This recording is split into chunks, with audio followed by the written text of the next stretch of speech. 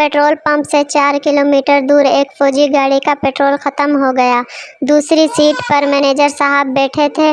सरदार driver manager साहब को बताया कि पेट्रोल पंप तक धक्का लगाना पड़ेगा।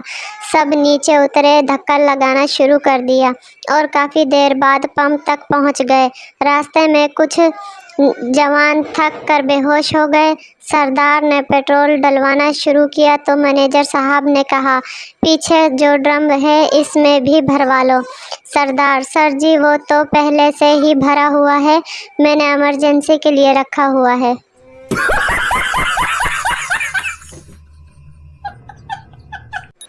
सरदार अपने दोस्त के घर से वापस जाने लगे तो बाहर बारिश हो रही थी। दोस्त, आज मेरे पास रुक जाओ, बारिश बहुत तेज़ है। सरदार, अच्छा। दोस्त ने बिस्तर लगाया तो देखा सरदार साहब गायब थे। 1 घंटे बाद सरदार साहब भीगे हुए आए और कहने लगे, मैं घर वालों को बताने गया था कि आज मैं बारिश की वजह से घर नहीं आ सकूँगा।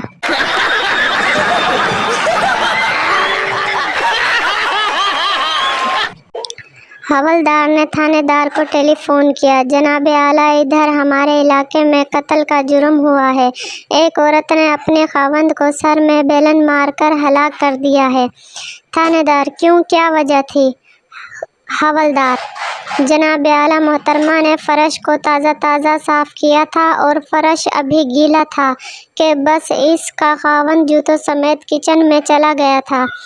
थानेदार, मोहतरमा को गिरफ्तार कर लिया है?